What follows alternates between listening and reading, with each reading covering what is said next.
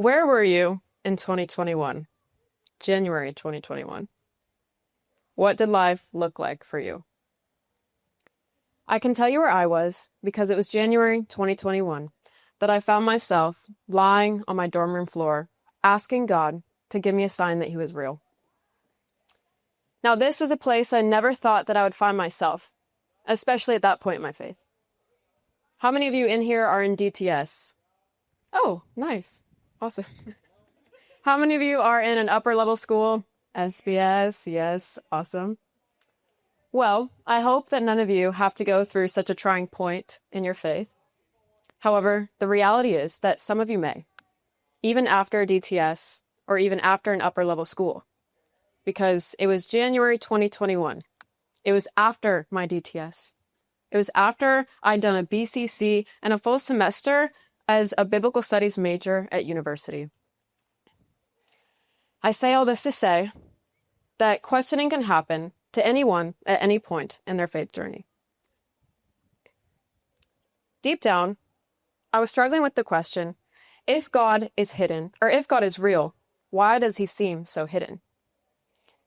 This question falls under the broader topic of divine hiddenness, and there are many aspects in which people attempt to address this question, but for today, I want to focus on how people tend to respond to this question. And the response typically sounds like a demand that goes something like, God, if you're real, reveal yourself in blank way, and then I'll believe. I would like to show why God may choose to remain hidden from such individuals like myself who make such demands. So, the reality is that God is hidden, to an extent. And there are many reasons proposed as to why this is, but for the sake of our time today, we'll be assuming the view of French mathematician, philosopher, and physicist Blaise Pascal. Pascal's answer for why God is hidden goes as follows. Because we are in a fallen, imperfect world, man should only, quote, see enough of him, God, to know that he has lost him. For to know of your loss, you must see and not see, and that is exactly the state that nature is in. So, based on this premise, the fallen state of the world demands a level of hiddenness from God. And this hiddenness will consequently limit the amount of evidence we have of his existence. But this does not mean that we have no evidence of God, or that we don't have enough that those who desire to know him can do so. So, what are the ways in which God is not hidden? God reveals himself primarily in two ways, generally and specifically. God gives general revelation of himself in nature, as Romans 1 attests to. In fact, we have a whole realm of theology dedicated to providing evidence for God outside of any religious text. This is called natural theology, and it's based solely on observable premises and logic. Fine-tuning arguments fall under natural theology, and fine-tuning arguments point to a high probability that this world did not just come about by chance, but rather was created by an intelligent designer. For example, the force of gravity.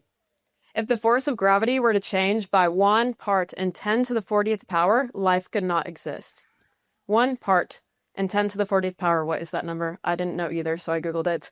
It's 0.000000000, 40 zeros and then a 1. If gravity were off by just that much, there would be no life. So it seems as if this was finely tuned so that life could exist, and it didn't just happen by chance. Co-founder of the Human Genome Project, Francis S. Collins, describes how uncovering the complexities of the DNA actually helped convince him of the reality of God. He states, the more I examine the universe and the details of its architecture, the more evidence I find that the universe, in some sense, must have known that we were coming. So, these are just a few ways that God generally reveals himself, but God also specifically reveals himself, namely in the person of Jesus Christ and the account of his life, death, and resurrection in the Bible. Not only did people encounter God firsthand when they met Jesus, but now individuals continue to encounter God through the Word. So, with these things in mind, it seems clear that God does give sufficient logical and evidence in order to believe in his existence. Yet, some still claim that they need more evidence in order to believe. So, this brings me to my first point. In response to divine hiddenness, people attempt to control God by demanding specific or more evidence. As mentioned earlier, this often sounds something like, God, if you would just reveal yourself in blank way, then I would believe. The main issue with such demands is that the individual is attempting to control God by demanding that God adhere to their standards of evidence. God has given enough evidence of himself, as we just saw, yet by making such a demand, one is essentially stating, no, God, my criteria of what is enough evidence for knowing you is better than yours. Paul Moser describes this as cognitive idolatry. He states, cognitive idolatry denies God's supremacy and recommending ways of knowing God. Just as God is properly supreme in the area of recommending ways of human action, so also God merits supremacy in prescribing ways of knowing. So, cognitive idolatry. This is what I was doing on my dorm room floor in 2021. For me, my criteria for evidence was some sort of sign, some sort of feeling. I wanted to feel like God was real. God, if you're real, you'll give me a sense of your tangible presence. Now, this is ironic because I consider myself to be a pretty logical and rational person, yet I was leaving the matter of ultimate truth up to my feelings, something that's so subjective. Any of you in here familiar with Alex O'Connor? Okay, a lot of you, wow. Alex O'Connor is one of the more popular atheists right now, and I would argue that his case could be another example of cognitive idolatry. You see, Alex knows all of the logical evidence for God, but he claims that he remains an atheist because he hasn't experienced God. So the question becomes, has Alex truly never experienced God? Or is he subjecting God to his terms and his criteria so that he can conveniently determine the outcome which favors his bias of there being no God? A problematic assumption made by individuals like myself is that we think that if we get more evidence or a sign from God, that will cause us to believe. But I would actually argue that this isn't the case. People literally walked with Jesus and they still denied him. They saw him do miracles and they still walked away. Romans 1 states that people choose to suppress the truth. And a study done amongst atheists asked, if you knew God was real, would you believe? 85% said no. This shows a natural stubbornness in the human heart to reject or suppress the truth of God. And I think Luke 16 alludes to this in the parable of the rich man. The parable goes that a rich man dies and finds himself in Hades. And when he finds himself in Hades, he cries out to Abraham asking, Abraham, will you just go warn my family of the reality of the afterlife so that they don't end up here? To which Abraham responds, if they do not listen to Moses and the prophets, they will not be convinced, even if someone rises from the dead. This reveals a natural stubbornness in people to reject God. So the problem here, I would suggest, is not one of evidence, but one of the will. So this brings me to my next point. God's will is to redeem humanity, but redemption requires submission of the human will to God's will. As discussed previously, the hiddenness of God reveals the fallen state of the world, and the Bible supports this as well. It talks about how in the beginning man was created in the image of God, but then sin entered the world and there became a separation between God and man became a corrupted image. Since the fall, God's will has been to restore humanity back to its original design. We see this in the call in Leviticus, the repeated call for the people of God to, quote, be holy, for I, God, am holy. Or in Colossians 3:10, when Paul urges believers to not walk in the way of their sin, quote, since you have taken off your old self with its practices and have put on the new self, which is being renewed in the knowledge and in the image of its creator. So, herein lies God's hidden agenda. He's hidden because he has to be, due to the fallen state of the world. And his agenda is to redeem mankind. But here's the thing about redemption. Redemption requires dependency on the Redeemer. And dependency goes much further than just a simple knowledge. It's a trust and relationship with the Redeemer. So I'd actually like to pause here for a second and talk about trust. I actually believe that faith and trust are interchangeable. And so what does it look like to trust? How many of you here have heard the story of the man and the wheelbarrow and the tightrope? Anyone? Okay, awesome. Well, for those of you who don't know it, I'll go ahead and tell it. So imagine that you're at the Niagara Falls, and the only thing between you and the other side of the falls is a tightrope. And you notice that there's a giant crowd gathered around the tightrope. So you walk over, you're like, what's going on here? When you get there, you see a man with a wheelbarrow and he's filling it up with rocks. And then suddenly, the man puts the wheelbarrow under the tightrope and he begins to walk. And everybody's waiting to see if he's going to make it, and then he does it. And everybody cheers. Woo! And then the man does it a second time, and a third, and a fourth, and a fifth, over and over and over, until finally on the 15th time, the man comes back and says, "Do you believe that I can do it again?" To which you and everybody else responds, "We believe." Thanks. And then the man dumps out the rocks, looks at you, and says, "Get in." It's scary to trust. And I think that deep down, it's this fear of trusting in something other than ourselves that hinders us from stepping into a redemptive relationship with God. But real faith and real trust is not just saying that you believe in God. It's an active, relational, and full dependency upon God. Ultimately, God is not looking to be rationally known, but relationally known.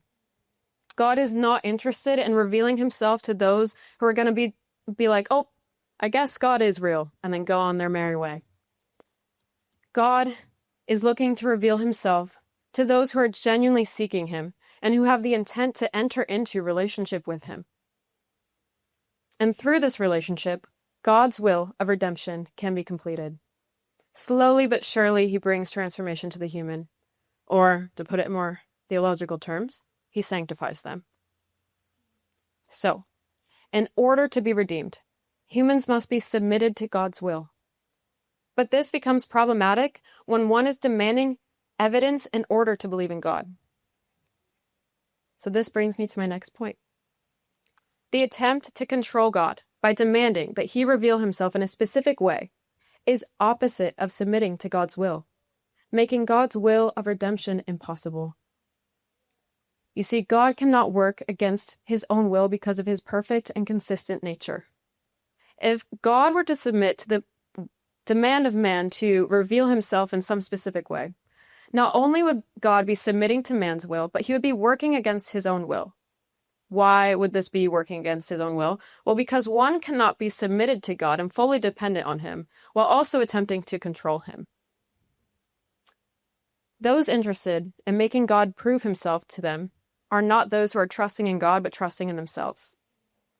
And at the end of the day, man can either say, God, your will be done, or no, God, my will be done. You can't have both. So, it's a sin as old as time.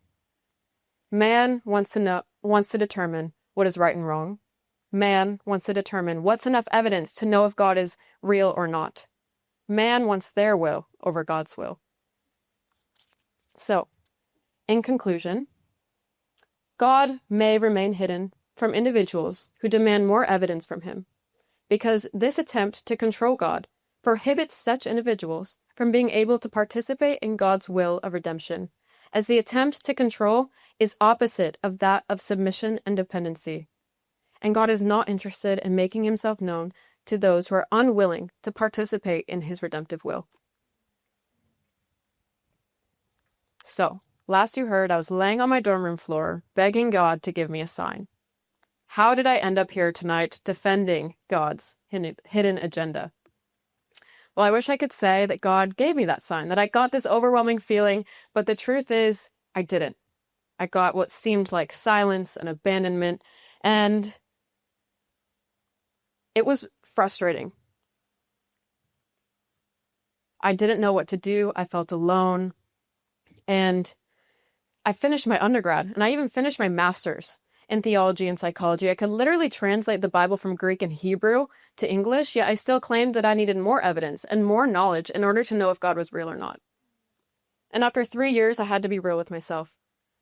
When would it be enough evidence?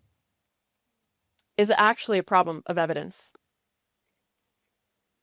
I realize now it wasn't a problem of evidence like I had made it out to be.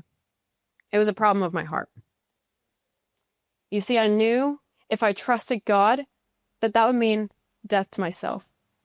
But who am I, a mere human, to demand that the Almighty God bend to my demands, especially when that God has already sacrificed himself on my behalf? So finally, I sat down and I did an honest review of the evidence at hand. And then I took that step of trust in the evidence. And if I'm honest, I have to take that step often, because I still doubt sometimes.